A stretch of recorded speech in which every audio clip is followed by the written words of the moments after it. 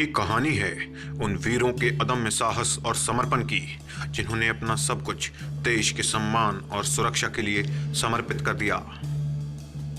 उन बहादुरों की जो रात दर रात चौकस जाग कर सीमाओं के प्रहरी बने ताकि हम अपने घरों में चैन से सो सकें, जो ऊंची कठिन पहाड़ियों पर दुश्मन से लोहा लेने बिना शिकन चढ़ गए, जिन्होंने कर्तव्य की राह पर बर्फीले पानी की नदियों को पार किया, जो घने जंगलों में भूखे प्यासे लड़ते रहे ताकि इस देश पर दुश्मन की छाया तक न पड़ सके। वो योद्धा जिन्होंने इंसानी हदों से ऊपर वो सब कुछ किया जिससे देश और अपनी रेजिमेंट का निशान गर्व से ऊंचा रख सके। ये गाथा है एक रेजिमेंट के 200 साल पुराने इतिहास की, जिसमें बलिदान और शौर्य की अनेकों एक कहानियां ब्रिटिश राज से लेकर आज तक भारत के युद्ध इतिहास में स्वर्ण अक्षरों में अंकित हैं। ये कहानी है उस रेजिमेंट की जिसने ऐसे वीरों को जन्म दिया जो बलिदान की हर एक घड़ी में महानायक बनकर उभरे और हर बार प्रभावशाली जीतों से देश को ऐसे यादगार पल दिए जो देशभक्ति की आग जगा गए। ये रेजिमेंट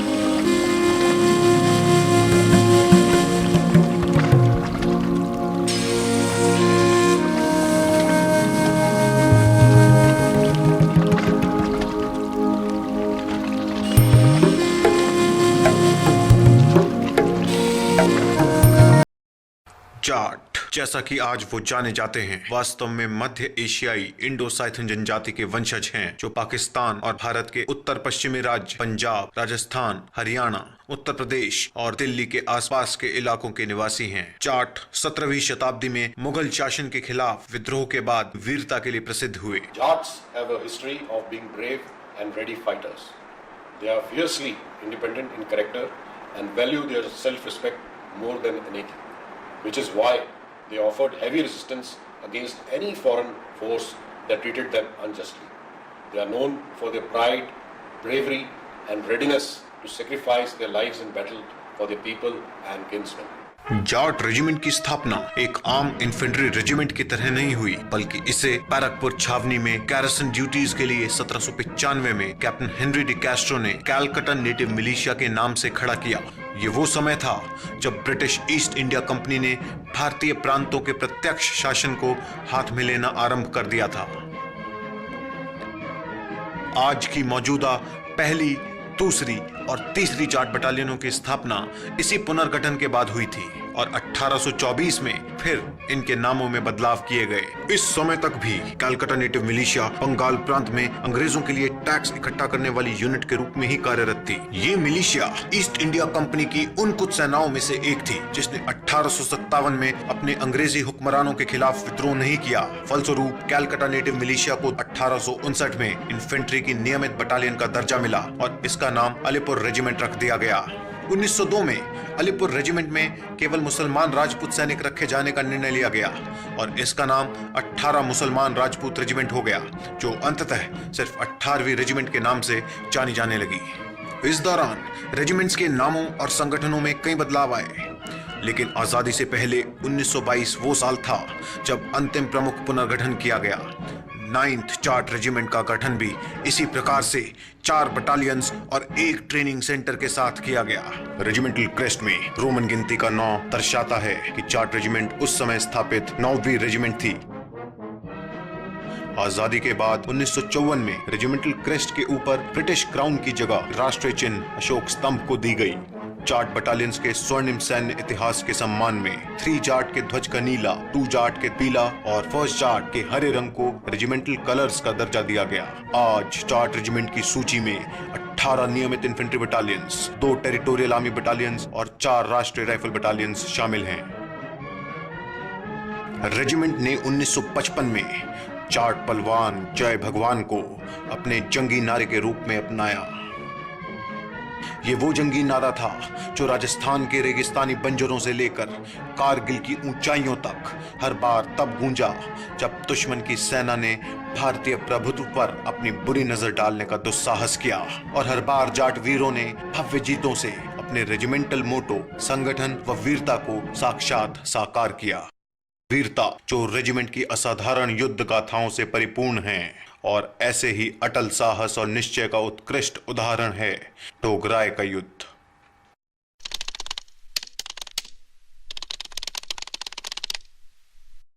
पाकिस्तान ने जम्मू कश्मीर को भारत से अलग करने के उद्देश्य से जम्मू के छंब सेक्टर में अचानक हमला बोल दिया। पाक की इस अप्रत्याशित कार्रवाई से भारतीय फौजें सख्ते में आ गई और दुश्मन की सेना को सफलता मिलने लगी। ऐसे समय में पंजाब सेक्टर में जवाबी कार्रवाई करते हुए 3 जाट ही वो पहली भारतीय बटालियन थी जो इच्छुगल कैनाल पार कर दुश्मन को खदेड़ते हुए उनके महत्वपूर्ण शहर लाहौर की बाहरी सीमा तक पहुंच गई और पाकिस्तान को घुटने टेकते हुए पुंछ इलाके में हमले को जा रही उनकी 2 डिविजन्स को वापस बुलाकर 3 जाट के विरुद्ध लाहौर के बचाव में लगाने पर मजबूर होना पड़ा। In the pre-battle briefing, even before the war started, we told the Jats, we explained to them that they were lesser than no other fighting tribe, whether the enemy were Pathans or Punjabis or Afghanis, whoever they were, we were the equal of them. We convinced the man that this was so. And that is why when we got into the war, we fought all manner of people. On the other side were all the Pakistani fighting tribes, and yet we beat them on a man-to-man basis quite easily. When the forward elements of the Pakistanis were ordered to withdraw, they fell right into our hands, and that is why that accounts for the tremendous amount of casualties that we inflicted. Attack करते 523 जाट सैनिकों ने डोगराय और बाटापुर में लगभग पूरी Pakistani 16 Punjab battalion को Nesto नाबूद कर दिया। इस लड़ाई में 875 पाकिस्तानी सैनिक मारे गए और 107 जिंदा पकड़े गए। युद्ध इतिहास में न पहले ऐसा कभी हुआ था और न ही आज तक दोहराया गया कि जवानों और हथियारों की कमी होने के बावजूद किसी एक बटालियन ने ज्यादा तादाद में बैठी दुश्मन की सेना को अकेले अपने दम पर इतनी भारी संख्या में हताहत किया हो। 1965 भारत पाक युद्ध में 3 जाट के बेमिसाल दृढ़ संकल्प की कहानी भारतीय सेना के इतिहास में बटालियन लेवल एक्शन के सबसे बेहतरीन उदाहरणों में से एक है।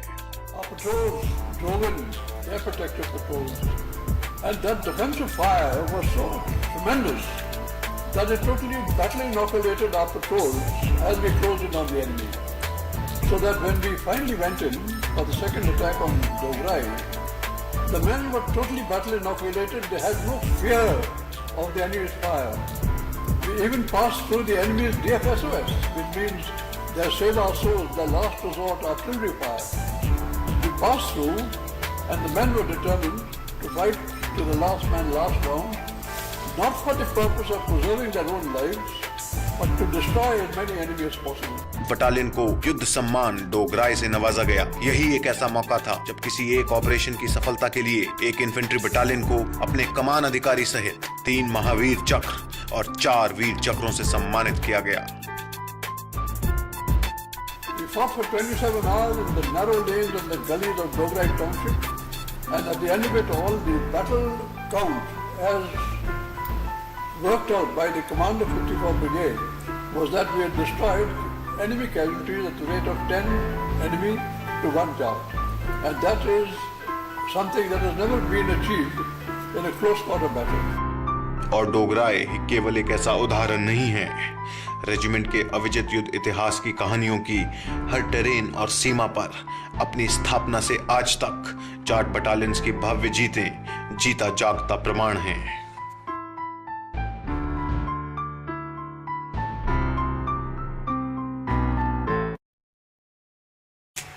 1817 में फर्स्ट जाट को मराठों के विरुद्ध साहसिक जीत के लिए युद्ध सम्मान नागपुर से नवाजा गया।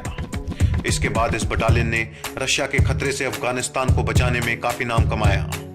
1842 में भारत वापसी के दौरान बटालियन ने पहले अफगान युद्ध में हिस्सा लिया और अभेद्य माने जाने वाले गजनी किले पर कब्जा किया। साथ ही बटालियन को अपने बेहतरीन कार्य के लिए कई और युद्ध सम्मान मिले। स्वदेश वापसी पर उसने ग्वालियर के निकट मराठों से फिर मुकाबला किया और उनसे महाराजपुर जीता। इसी दौरान 1823 में स्थापना के बाद थ्री जाट ने मलाया प्रायद्वीप, बर्मा के अराकान्स और पेगू में ब्रिटिश कॉलोनीज की सुरक्षा की कमान संभाली।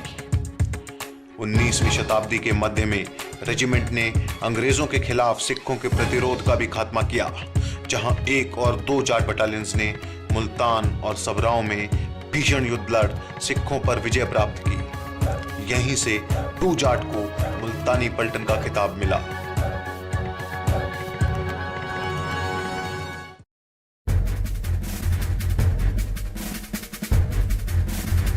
उन्नीस 1914 में प्रथम विश्व युद्ध की शुरुआत हुई। फ्रांस, मेसोपोटामिया और नॉर्थ वेस्ट फ्रंटियर प्रोविंस में एक साथ तैनात होने पर भी जाट बटालियनों ने विदेशी धरती और प्रतिकूल वातावरण में अपने अटल धैर्य और दृढ़ता से दुश्मन को चकित कर दिया। जहां एक ओर फ्रांस के फेस्टोबर्ट शहर में फर्स्ट जाट गोलियों की बौछार, कम होती अपने सैनिकों की संख्या और भीषण सर्दी की परवाह किए बिना जर्मन ट्रेंचेस की तरफ लगातार बढ़ रही थी, वहीं दूसरी ओर 2 जाट ने मेसोपोटामिया के बेजान रेगिस्तान में अबादान के तेल के कुओं को सुरक्षित रखा और 1916 में कुत अल अमारा और शेख साद पर कब्जा किया। तब तक फर्स्ट जाट के फ्रांस से बचे शेष सैनिकों ने भी वहां पहुंचकर रमादी और खान बगदादी को जीतने में मदद की। पूरे विश्व युद्ध के दौरान 3 जाट ने नॉर्थ वेस्ट फ्रंटियर प्रोविंस में कई सफल सैन्य ऑपरेशंस को अंजाम दिया। 10 फरवरी 1921 को फर्स्ट जाट को रॉयल बटालियन की उपाधि प्रदान की गई। 1940 दुनिया के ताकतवर देशों ने एक बार फिर टकराने के लिए कमर कस ली।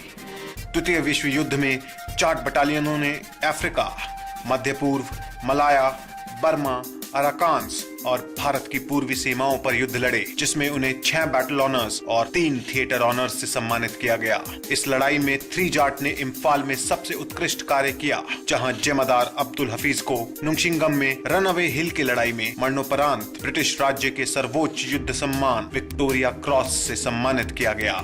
6 अप्रैल 1944 को जापानियों द्वारा कब्जाई चोटी पर काउंटर अटैक में इस बहादुर जेसीओ ने पैर में गोली लगे होने के बावजूद दुश्मन की गोलियां बरसाती मशीन गन बैरल को अपने हाथ से उठाकर निरस्त कर दिया। फिर जमादार अब्दुल हफीज ने अपनी ब्रेन गन से कई जापानी सैनिकों को मार गिराया। उन्हें दोबारा गोली लगी, लेकिन वो आखिरी सांस तक ट्रिगर दबाते रहे। ब्रिटिश महारानी ने युद्ध के बाद स्वयं इस बहादुर जेसीओ की पत्नी को विक्टोरिया क्रॉस मेडल प्रदान किया। Few people know that Grenadiers and the Jat Regiment had a common regimental center for 11 years before the Second World War. On 15 July 1941, Grenadiers shifted their training center to Nasirabad, which is in Rajasthan. This was done due to increased recruit strength during World War II. However, the affiliation and the camaraderie between the 2 regiments continue as their representatives attend the reunions and the annual get-togethers till date. अंग्रेजी हुकूमत में Jat regiment का एक और दिलचस्प किस्सा है मौजी राम का। पूर्वी कमांड के general officer commanding lieutenant general George DS Barrow की पत्नी ने 1931 में अपने सूबेदार मेजर व ऑनरी कैप्टन मौजीराम की तस्वीर बनाई। फिर उन्होंने उस तस्वीर से कल्पना कर युवा मौजीराम के रिक्रूट समय की एक और तस्वीर बनाई। इसी तस्वीर का मौजीराम आज जाट रेजिमेंट का प्रतीक चिन्ह है, जो आकर्षक और जोशीले जाट को दर्शाता है। आजादी के बाद भी उस समय की जाट रेजिमेंट के ब्रिटिश ऑफिसर्स इस रेजिमेंट से अपने संबंध और पुरानी यादों को जोरा यूके नामक एक संगठन के जरिए जिंदा रखे हैं। जोरा यूके के सदस्य और उनके परिवारजन आज भी बरेली में रेजिमेंटल सेंटर घूमने आते हैं और रेजिमेंट भी अपना वार्षिक न्यूज़लेटर ब्रिटेन उनकी जानकारी के लिए भेजती है। Oh no, it's the other way around. Thank you for letting us come.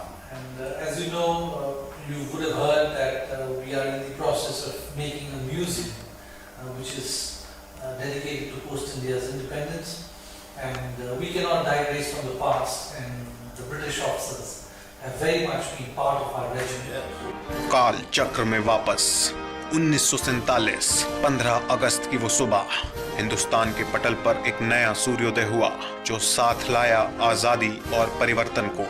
परिवर्तन जिसने विभाजन के रूप में इंसानियत को शर्मसार कर देने वाली ऐसी तस्वीर पेश की जिससे धर्म के नाम पर मनुष्य की घृणा और क्रूरता का विभत्स रूप दुनिया के सामने आया। जल्द ही हत्या, लूटपाट और सिसकती जिंदगियों के बीच दो नवनिर्मित देशों में युद्ध छिड़ गया। We will not allow territorial capture land. We've got to stop this and we will stop it. We must link up with land as soon as possible through Jersey Pass, Drass and Canyon. The successful conduct of this operation will mainly depend on how far we succeed in getting the tanks up to the top of Jersey Pass, which is very nearly 10,500 feet above sea level. This kind of thing has never been done before. Anyhow, we'll have a good shot at it. एक ऐसी regiment जिसमें आधे से ज्यादा हिंदुस्तानी और पंजाबी मुसलमान थे, अब खुद उनके खिलाफ लड़ाई के मैदान में थी। फिर भी अडिग होकर लड़ते हुए टू जाट ने जम्मू और कश्मीर के नौशेरा सेक्टर में अंबली धार और रोहतक टेकरी जैसी महत्वपूर्ण पहाड़ियों पर अपना परचम लहराया। इस ऑपरेशन में नायक शीशपाल को महावीर चक्र से सम्मानित किया गया। वहीं दूसरी ओर थ्री जाट ने कश्मीर घाटी से लद्दाख को जोड़ने वाले जोजिला पास को कब्जाने के लिए बहादुराना प्रयास किया। इस लड़ाई में रेजिमेंट को बैटल ऑनर्स रजौरी और जोजिला से नवाजा गया। 1948 में रॉयल जाट कही जाने वाली फर्स्ट जाटलाई को लाल किले और राष्ट्रपति भवन की सेरेमोनियल बटालियन बनने का विशिष्ट गौरव प्राप्त हुआ और वो लाल किले पर ध्वजारोहण समारोह में भाग लेने वाली पहली बटालियन बनी। उसी साल हैदराबाद प्रांत में एक कट्टरपंथी गुट की आतंकवादी गतिविधियों के खिलाफ ऑपरेशन पोलो को सफल बनाने में 6 जाट ने विशेष भूमिका निभाई। इस सैन्य कार्रवाई ने वहां के निजाम को हैदराबाद प्रांत को भारत में विलय के लिए मजबूर कर दिया। ये ऐसा समय था जब सुरक्षा बलों की जरूरतों को अनदेखा किए जाने की वजह से भारतीय सेना आधुनिकीकरण और उपकरणों में पिछड़ गई। फिर 1962 में वही हुआ जिसका डर था। चाइना के हमले के बाद देश को पराजय का मुंह देखना पड़ा। हर ओर से लहरों की तरह आ रहे चीनी हमले का सामना भारतीय जवानों ने तैयार न होने के बावजूद बहादुरी से किया। घायल, पस्त पर झुकने को तैयार नहीं, जाट सैनिकों ने देशभक्ति और वफादारी की नई मिसालें कायम की। 5 जाट की ब्रावो कंपनी ने लद्दाख में 5 दिन तक पैदल चल टैक्टिकल विड्रॉल को अंजाम दिया। बटालियन को अपने वीरतापूर्ण कार्य के लिए 1 महावीर चक्र, 3 वीर चक्र और 1 विशिष्ट सेवा मेडल से सम्मानित किया गया। एक से ज्यादा अवसरों पर साधारण से दिखने वाले जाटों ने यह सिद्ध कर दिया कि जो हाथ धरती से सोना उगाने के लिए हल चला सकते हैं, वही हाथ चुनौती आने पर उसी धरती को दुश्मन के रक्त से रंजित भी कर सकते हैं। 1964 में जब 7 जाट जम्मू कश्मीर के तंगधार इलाके में तैनात थी, पाकिस्तान ने नियंत्रण रेखा पार कर भारत में गुप्त रूप से एक चौकी स्थापित करने का दुस्साहस किया। मेजर आर के जसबीर सिंह के नेतृत्व में बटालियन ने तुरंत ऑपरेशन रागनी से जवाबी कार्रवाई करते हुए बिना किसी नुकसान के उस पोस्ट को पुनः अपने कब्जे में ले लिया। ऑपरेशन में भारी संख्या में पाकिस्तानी गोला बारूद और अन्य स्टोर्स बरामद किए गए। आर के जसबीर सिंह बाद में colonel of the Jat regiment भी बने। 1 साल बाद 1965 में पाकिस्तान ने भारत को चाइना से मिली हार और पंडित नेहरू की मृत्यु से हताहत देश का फायदा उठाने के लिए जम्मू कश्मीर में एक बार फिर हमला बोल दिया। इस युद्ध में मनोवैज्ञानिक रूप से जाट वीरों ने पूरी भारतीय सेना का नेतृत्व किया। डोगराय और बाटापुर में 3 जाट के बेमिसाल कारनामे के साथ ही 5 जाट ने शकरगढ़ में फिलोरा गांव पर कब्जा किया और पाकिस्तानी काउंटर अटैक्स का मुंहतोड़ जवाब देते हुए अजय रहे। फर्स्ट जाट ने पंजाब के रानिया सेक्टर में भारतीय आक्रमण में हिस्सा लिया। वहीं 6 और 7 जाट 26 इन्फेंट्री डिवीजन के साथ पाकिस्तानी सेना से लड़ी। इस डिवीजन को तत्कालीन colonel of the Jat regiment major general ML Thapan ही कमांड कर रहे थे। उनकी अगुवाई में डिवीजन ने जम्मू सियालकोट सेक्टर में एक सीमित आक्रमण को अंजाम दिया और एक फ्लैंक को सफलतापूर्वक सुरक्षित रखा। जाट बटालियनों के गौरवशाली युद्ध इतिहास को सम्मानित करने के लिए 23 नवंबर 1967 को उस समय के राष्ट्रपति डॉक्टर जाकिर हुसैन ने रेजिमेंटल सेंटर और बटालियंस को कलर प्रदान किए। जाट सैनिकों के लिए ये एक गौरवमयी क्षण था जिसने इस रेजिमेंट को एक बार फिर 1971 में दुश्मन को करारा जवाब देने की प्रेरणा दी। 2 सीमाओं पर लड़ा गया ये युद्ध भारतीय कमांडर्स के परिपक्व नेतृत्व और साहसिक निश्चयों के सर्वोच्च उदाहरणों का साक्षी बना। रेजिमेंट के तत्कालीन colonel of the regiment general Thapan उस समय सिलीगुड़ी कॉरिडोर में एक महत्वपूर्ण कोर को कमांड कर रहे थे। मेजर जनरल दलबीर सिंह और ब्रिगेडियर बख्शी जोगिंदर सिंह ने क्रमशः 9 इन्फेंट्री डिवीजन और 340 इन्फेंट्री ब्रिगेड को पूर्वी सीमा पर बांग्लादेश की आजादी के निर्णायक मोड़ पर कमांड किया। 14 में से 12 जाट बटालियंस ने 1971 के भारत पाक युद्ध में हिस्सा लिया, जिसमें से 5 बटालियनों ने केवल पूर्वी सीमा पर दुश्मन के कई जरूरी बस्तियों और पहाड़ियों पर विजय पताका लहराई। इसमें चित्तागोंग का नौसेना बेस भी शामिल है, जहां पाकिस्तान आर्मी के 61 ऑफिसर्स और 1376 अदर रैंक्स ने 12 जाट के समक्ष आत्मसमर्पण किया था। 1971 has been the biggest victory for the Indian Army so far. In the eastern sector, particularly in the liberation of Bangladesh, a large number of senior officers from the Jat Regiment and battalions of the Jat Regiment took part. Each and every one of them did an excellent job, which helped in the liberation of Bangladesh. First, we had now Lieutenant General, but at that time Brigadier Bख्शी Joginder Singh, who commanded the 340 Independent Infantry Brigade. We had General Dalbas, GOC 9 Div. We also had 14 Jat, which was commanded by Brigadier L.N. Sabharwal, that time Lieutenant Colonel L.N. Sabharwal, and later retired as a brigadier. वहीं पश्चिमी सीमा पर 7 Jat battalion Pakistan के आक्रमण से लोहा ले रही थी। राजस्थान के बंजर रेगिस्तान में 3 जाट अकेली बटालियन थी। उसने जैसलमेर और बाड़मेर दोनों ही सेक्टर्स में लड़ाई देखी और शुरुआती ऑपरेशंस में सखीरे वाला बीओपी पर कब्जा किया। 4 जाट पंजाब में अकेली जाट बटालियन थी और उसके बहादुर सैनिकों ने अटल होकर फजिल्का को दुश्मन से बचाया और बटालियन फजिल्का के रक्षक कहलाई जाने लगी। The offensive at Fazilka coincided with the launch of aerial attacks on airfields across India. The third counterattack at Beriwala Bridge was launched by a company of the Jats under Major Narayan Singh.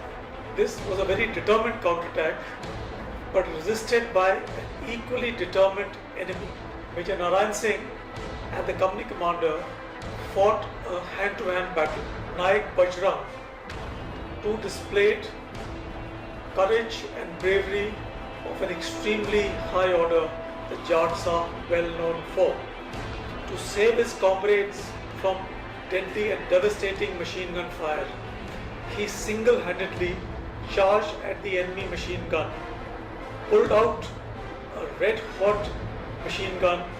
After grasping the barrel, his hands charged and the machine gun bullets tearing through his chest, he saved many lives. For their tomorrow, he gave us today.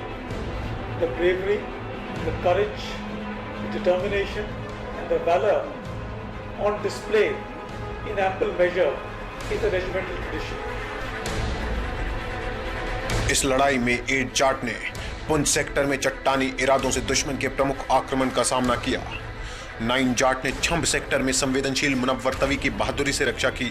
वहीं 11, 16 और 17 जाट बटालियनों ने नौशेरा और जम्मू से जोड़ने वाले अन्य इलाकों में एलओसी की वीरता से रखवाली की। जाट वीरों के साहस के वशीभूत होकर पाकिस्तानी जनरल फजल मुकीम खान ने अपनी किताब पाकिस्तान क्राइसिस इन लीडरशिप में जाटों के शौर्य और दमखम की खुलकर प्रशंसा की। एक बार फिर इस रेजिमेंट और इसके बहादुर सिपाहियों ने तिरंगे को क्षतिहीन रखा। एक बार फिर वर्दी में ये योद्धा दुश्मन से सिर्फ और सिर्फ जीतने के लिए लड़े। जीत एक ऐसी आदत जो इनके अंदर कूट कूट के तभी से भर दी गई जब ये अपने रेजिमेंटल सेंटर में रिक्रूट हुए। हम बात कर रहे हैं जाट रेजिमेंटल सेंटर की। उत्तर प्रदेश बरेली में एक विशाल परिसर में स्थित ये सेंटर 1922 में बैरकपुर से बदली होकर यहां आया था। आज जाट सेंटर अपने आप में कई ऐतिहासिक गाथाएं संजोए, अतः विरासत और बेहतरीन ट्रेनिंग सुविधाओं का प्रतीक है। यहाँ के मुख्य स्थान सेंटर हेडक्वार्टर्स में स्थित क्वार्टर गार्ड गर्व से रेजिमेंट की अनंत शौर्य गाथाओं का मूक दर्शक रहा है। द्वितीय विश्व युद्ध के बाद निर्मित युद्ध स्मारक का उद्घाटन फील्ड मार्शल क्लॉड ओकिनलेक के द्वारा 1946 में किया गया। इस पवित्र स्थान पर विश्व युद्ध के विभिन्न ऑपरेशंस के दौरान शहीद हुए रेजिमेंट के वीरों को श्रद्धांजलि दी जाती है। सेंटर के भव्य रेजिमेंटल मंदिर में एक साथ 2000 लोग बैठकर पूजा अर्चना कर सकते हैं। इस गौरवान्वित रेजिमेंट के प्रत्येक योद्धा के बलिदान की गवाही देता सेंटर म्यूजियम यहाँ की शान है। आजादी के बाद के रेजिमेंटल इतिहास को दर्शाता इस संग्रहालय का नया खंड अपने आप में कला और सैन्य साहित्य का अनूठा समागम है। 1898 में बनी ऑफिसर्स मेस की इमारत की ब्रिटिश वास्तुकला कई जीर्णोद्धार के बाद भी अखंडता से संरक्षित है। ये भारतीय सेना की सबसे पुरानी और आलीशान मैसेज में से एक है, जहां ऑफिसर्स के बीच मित्रवत माहौल व संगठन का विकास होता है। जाट हाउस कहे जाने वाला कमांडेंट निवास सेंटर में आने वाले सभी विशिष्ट अतिथियों की विधिवत मेजबानी करता है और सालों से ये घर अपने आला अफसरों के स्थानांतरण और आवागमन का मुख गंवा रहा है। 1922 में बरेली में स्थापित होने के बाद से जहां एक और हर सेंटर कमांडेंट ने रिक्रूट ट्रेनिंग को सर्वोच्च वरीयता देते हुए अव्वल सैनिक बटालियनों को दिए हैं, वहीं colonel's of the Jat regiment ने रेजिमेंट को गौरवमयी पथ पर अग्रसर किया और आज इसको भारतीय सेना की सर्वोत्तम पैदल सेना रेजिमेंट के रूप में खड़ा किया है।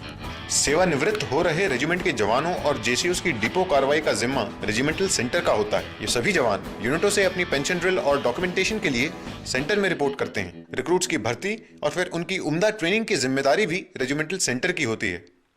ग्रामीण इलाकों से आए इन नवयुवकों को भर्ती के बाद वैज्ञानिक मापदंडों से तैयार 46 हफ्तों के कठिन प्रशिक्षण प्रणाली से गुजरना होता है। इन 46 हफ्तों में पहले रिक्रूट्स उनकी शारीरिक शक्ति के निर्माण और बुनियादी फौजी अनुशासन स्थापित करने के लिए 19 हफ्तों की बेसिक ट्रेनिंग करते हैं। धीरे धीरे प्रशिक्षण का रुख सैन्य युद्ध कौशल के लिए आवश्यक तत्वों की ओर मोड़ दिया जाता है, जिसमें फायरिंग, स्विमिंग, पेनट फाइटिंग और हथियारों से वाकफियत प्रमुख हैं। हर चरण की ट्रेनिंग के बाद योग्य प्रशिक्षकों द्वारा रिक्रूट्स को सभी विषयों पर टेस्ट किया जाता है।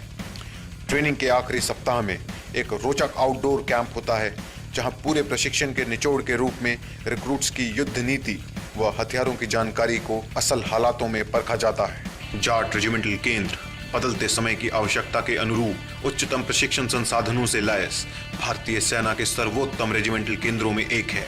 यहाँ आधुनिक उपकरणों और नवीनतम ट्रेनिंग एड्स रिक्रूट को तकनीकी प्रगति की गति से कदम मिलाकर आत्मविश्वास के साथ चलने के लिए आश्वस्त करती है, ताकि भारतीय सेना के ये रणबांकुरे मुश्किल काउंटर इंसर्जेंसी ऑपरेशंस में एक जिम्मेदार नागरिक की तरह अपने कर्तव्यों का पालन कर सके।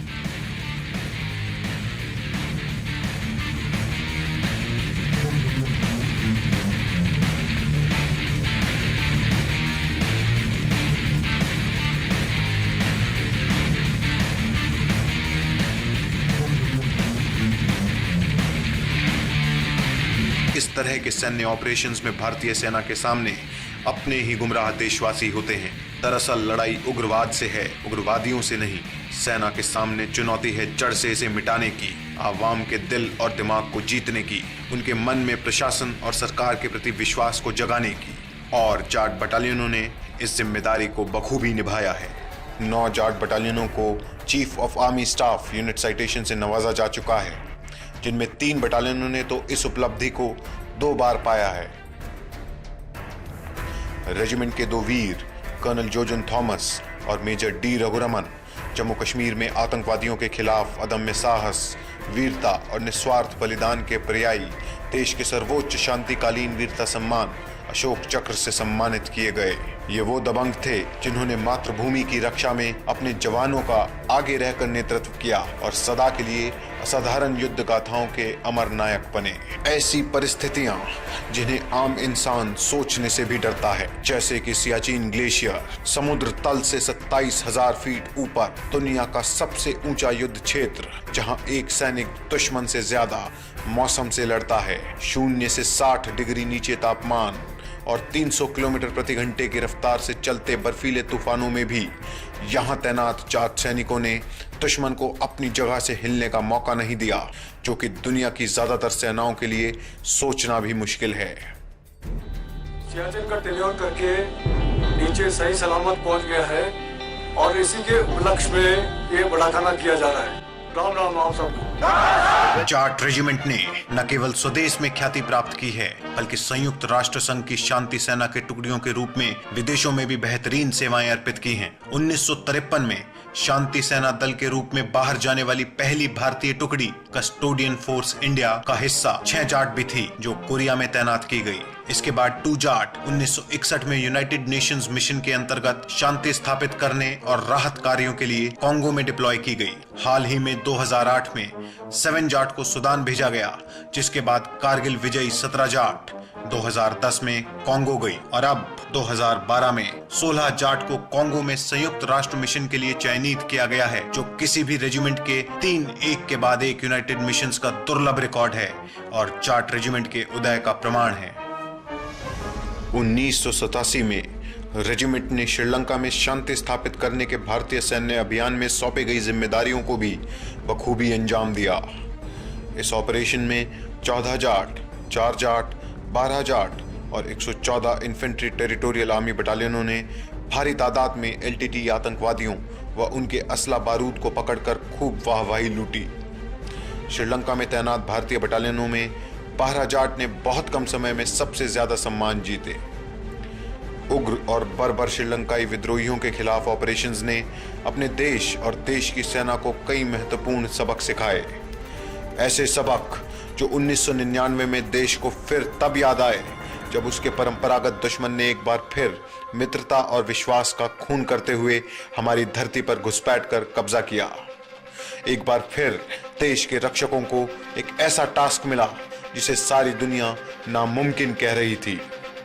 मिशन था दीवार सी खड़ी पहाड़ियों पर कंक्रीट के बंकरों में निशाना साधे बैठे दुश्मन को हटाकर अपनी सरजमी को रिहा कराना। परिणाम स्वरूप शुरू हुआ कारगिल युद्ध, पहला युद्ध जिसका सीधा प्रसारण देश ने टीवी पर देखा। एक ऐसी लड़ाई जिसने पुनर्जीवित किया राष्ट्रवाद को, हिंदुस्तानियों के दिलों में सोए देशभक्त को और भारतीय सेना के नौनिहालों के स्वाभिमान को, जिन्होंने बलिदान की वेदी पर चढ़ने से पहले एक बार भी नहीं सोचा। ये जाट रेजिमेंट के लिए भी शौर्य और गौरव से एक और मुलाकात थी, क्योंकि वो 4 जाट का ही पेट्रोल था जिसने काकसर में दुश्मन की घुसपैठ की पहली सूचना दी और देश को कारगिल में दुश्मन की करतूत का पता चला। लेकिन मशको घाटी में 17 जाट की पिंपल कॉम्प्लेक्स पर विजय कारगिल युद्ध में एक ऐसा मील का पत्थर साबित हुई जिसने पूरे सेक्टर में युद्ध का रुख भारत के पक्ष में मोड़ दिया। The operations of 17 Jat commenced on 4th July 1999. In phase 1, Alpha and Delta Company were to capture Pimple 1 and Whaleback. And in phase 2, Alpha Company was to capture Pimple 2. The attack commenced at 2000 hours on 4th of July, and Pimple 1 and Whaleback were captured by 0600 hours on 5th July. Regiment में नए युवा महानायकों का उदय हुआ।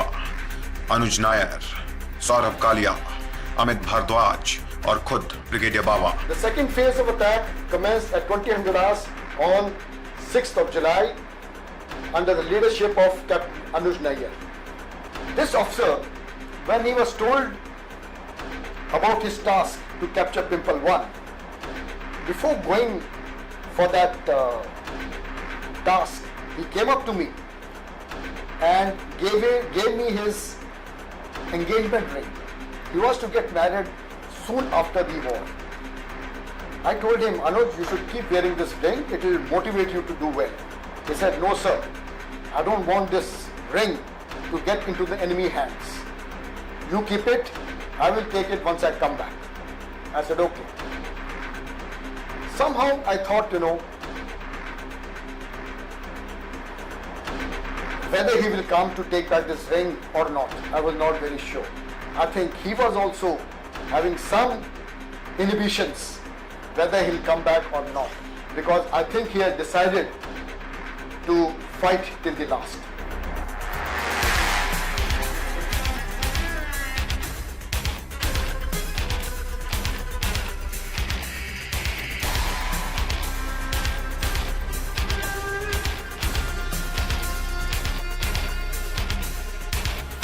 कारगिल युद्ध में 4 और 17 जाट के अलावा 8, 12 और 18 जाट ने भी अपनी अपनी लोकेशंस में सराहनीय योगदान दिया। कारगिल के बाद की गई समीक्षा में यह तथ्य सामने आया कि अब युद्ध का दायरा केवल गुत्थम गुत्था की लड़ाई तक ही सीमित नहीं है। आज युद्ध सेना के तीनों अंगों के घने तालमेल के साथ ही लड़ा और जीता जा सकता है। जाट रेजिमेंट को गर्व है कि वो भारतीय सेना की उन गिनी चुनी रेजिमेंट्स में से एक है जो नौसेना के युद्धपोत INS त्रिशूल और एयरफोर्स के सबसे उम्दा लड़ाकू सुखोई स्क्वाड्रन से एफिलिएटेड है।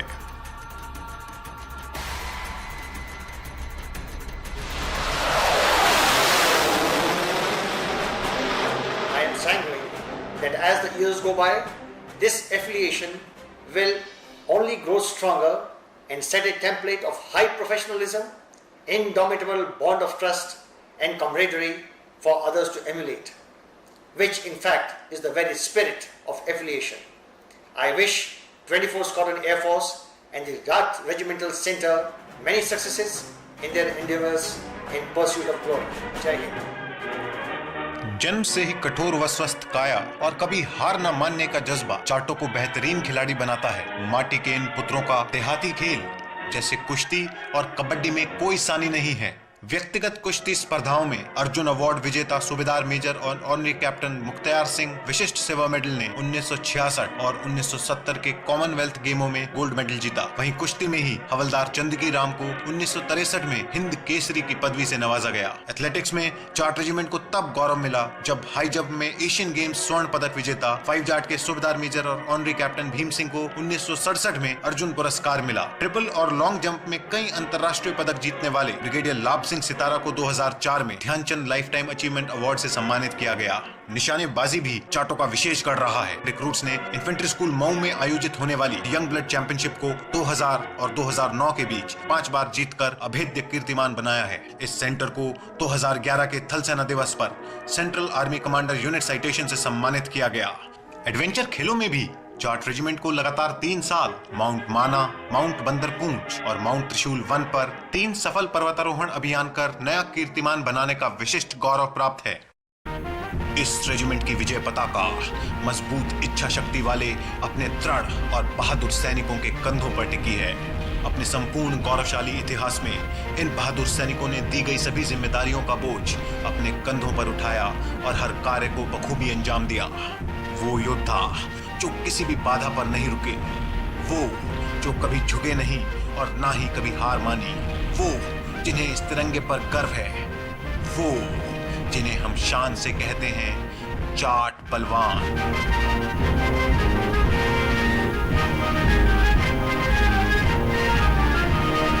मेरी रेजिमेंट मेरी जान, मेरा गौरव मेरा मान, कुछ हर वतन को नाज है, हम तेरे सिपाही वीर जवान। मेरी रेजिमेंट मेरी शान, मेरा गौरव मेरा मान, कुछ हर वतन को नाज है, हम तेरे सिपाही वीर जवान। मेरी रेजिमेंट मेरी शान।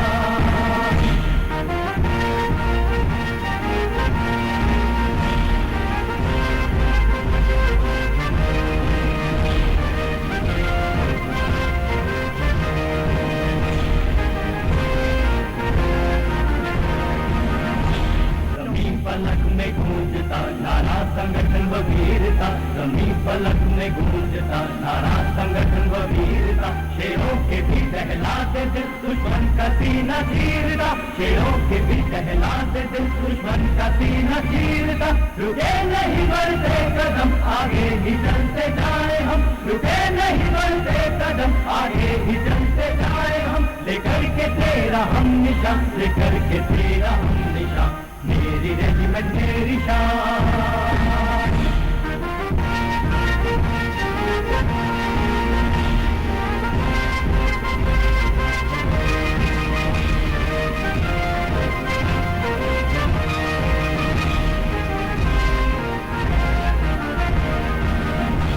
हरियाणा राजस्थान से यूपी के खलिहान से, हरियाणा राजस्थान से यूपी के खलिहान से, दिल्ली हमारा घर है सैनिक हम हिंदुस्तान के, दिल्ली हमारा घर है सैनिक हम हिंदुस्तान के। अपने वतन के लिए इस गुलो चमन के लिए, अपने वतन के लिए इस गुलो चमन के लिए, हो जाएंगे हो जाएंगे हो जाएंगे कुर्बान। मेरी रेजिमेंट मेरी शान, मेरा गौरव मेरा मान, तुझ पर वतन को नाज है, हम तेरे सिपाही वीर जवान। मेरी रेजिमेंट मेरी शान, मेरा गौरव मेरा मान, तुझ पर वतन